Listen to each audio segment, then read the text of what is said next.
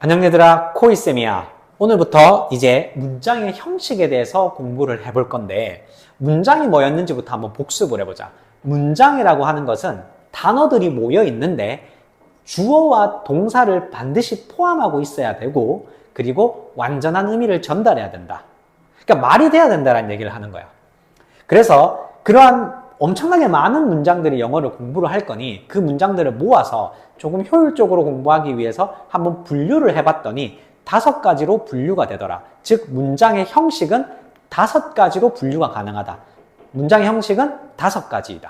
1형식, 2형식, 3형식, 4형식, 5형식 이렇게 배열이 된다는 거고 지난 시간에 간단하게 봤던 걸 적어보면 요게 1형식이고 요게 2형식이고 요게 3형식 4형식 5형식.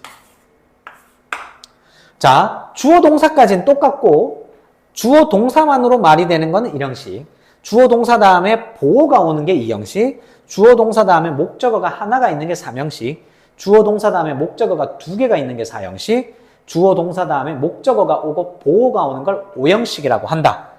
아직까지 무슨 말인지 모를 수 있으니 1형식부터 하나씩 정리해 나가면서 이 개념들을 익혀 나가 볼게. 자, 첫 번째, 오늘은 우리가 1형식에 대해서 한번 정리를 해보자. 1형식은 단어가 모여 있고 주어 동사가 포함이 되어 있는데 다른 거 없이 주어랑 동사만 있어도 완전한 의미를 전달할 수 있어. 자, 예시를 보자. A strange man appeared. 한 이상한 남자가 주어고 나타났다 동사인 거야. 완전한 의미를 전달했지. 그리고 주어와 동사만으로도 이루어져 있어. 단어가 모여 있고. 그럼 이건 우리가 뭐라고 한다? 1형식 문장이다라고 한다. 이렇게. 자, 그러면 영어에서 아주 많은 문장들을 우리가 주어와 동사만으로도 이루어져 있는 문장들을 보게 될 거야. 그런데 조금 헷갈릴 수 있는 건 뭐냐면 주어 동사만으로도 말을 전달할 수 있는 문장이지만 뒤에 장소라든지 시간이라든지 방법이라는 것들을 나타내기 위해서 추가적인 말은 얼마든지 붙여낼 수 있어.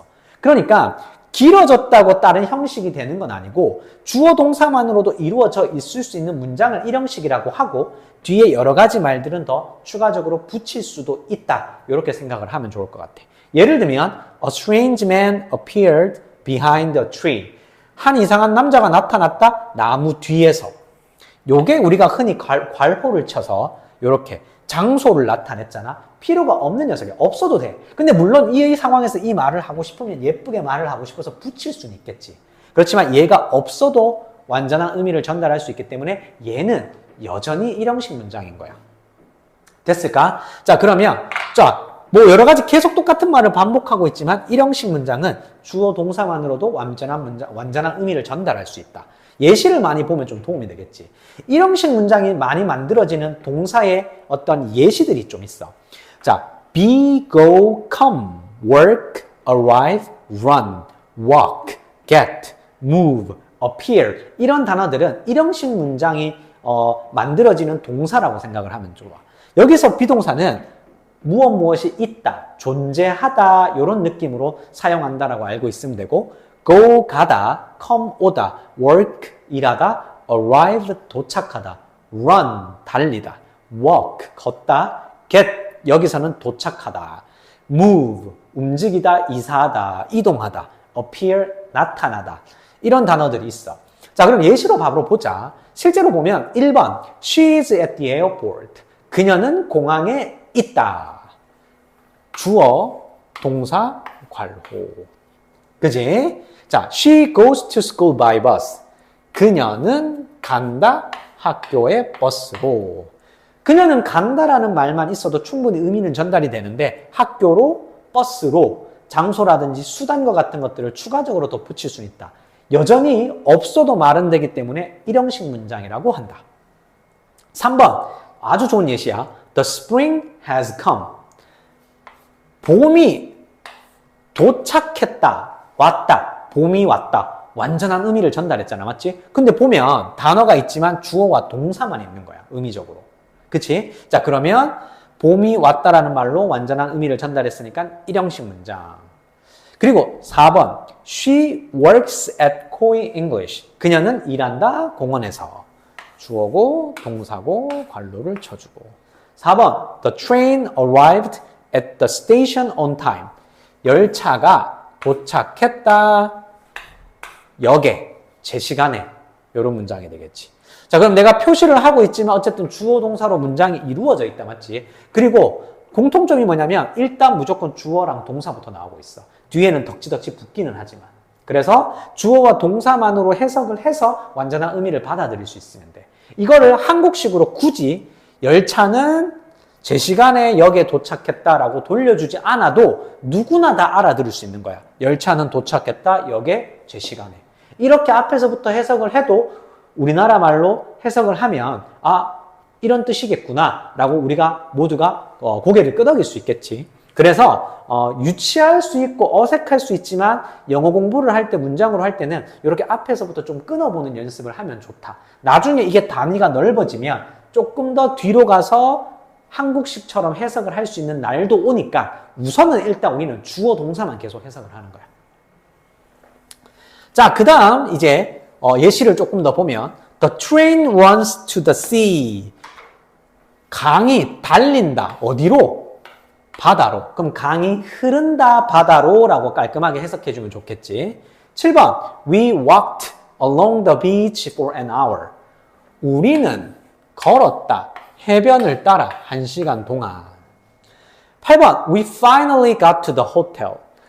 우리는 마침내 도착했다 호텔에. 다다랐다 호텔에. 뭐 다 되겠네. 9번 The earth moves around the sun. 지구가 움직인다 태양 주위를. 지구가 태양 주위를 돈다. 이렇게 해석을 하면 됐고. 10번 A rainbow appeared in the sky after the rain. 무지개가 나타났다. 하늘에 비가 온 후에, 비 후에 이렇게. 자, 그러면 여전히 아까 전에 예시로 보여줬던 단어들이 들어가 있는 문장인데 여전히 주어 동사로 먼저 나오고 뒤에가 붙어 있고 해석을 깔끔하게 할 수 있게 된다. 그러면 우리는 앞으로 해석할 때 이런 문장들을 많이 마주하게 될 거다라고 생각을 하고 이 형식을 정리를 해주면 좋을 것 같고, 고등학교에 올라가면은 우리가 기본적으로 외우고 있는 단어의 뜻이 달라지면서 이 형식이 되는 문장들이 조금 있으니 이런 단어들도 미리 한번 공부를 해놓고 고등학교 어휘를 외워놓자라고 생각을 하면 좋을 것 같아.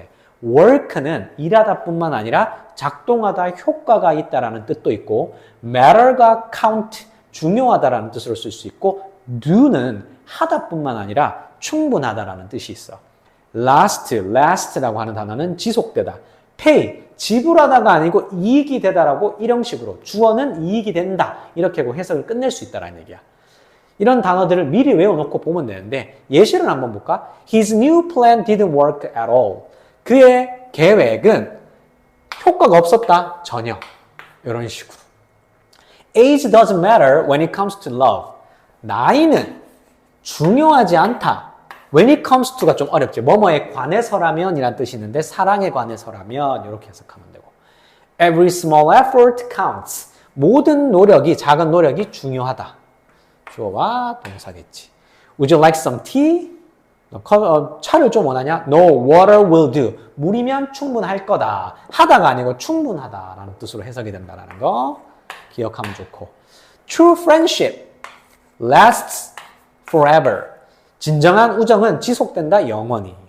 16번 열심히 일한다가 아니고 열심히 일하는 것은 이걸 주어로 잡아야 돼. work가 일하다 뿐만 아니라 열심히 일하는 것, 행위를 나타낼 수도 있으니까 항상 이익이 된다. 끝에는 이렇게. 이런 식으로. 자, 그래서 좀 어려운 단어로 예시가 넣어놨지만 여전히 주어와 동사만으로도 해석이 가능하고 이렇게 뜻을 가지고 있게 해석을 해보니 완전한 의미가 전달이 되더라. 이렇게 생각을 하면 좋을 것 같아. 자, 그래서 오늘은 일형식에 대해서 배워봤어. 무슨 말이냐면 문장으로 다시 돌아가서 단어가 모여 있는데 주어와 동사를 반드시 표현하고 완전한 의미를 전달한다. 그런데 아주 많은 영어 문장에 주어와 동사만으로도 완전한 의미를 전달할 수 있는 문장들이 있더라. 그런 문장들을 일형식 문장이라고 한다. 이렇게 정리를 하고 이제 이런 문장들을 많이 보겠다라는 걸 예상을 하고 이제 해석을 해나가면 좋겠지. 그리고 다음 시간에는 아마 이형식 문장에 대해서 정리를 하면 이제 이형식도 익숙해질 수 있는 시간을 가질 거야. 이형식 다음 영상에서 한번 볼 수 있도록 하자.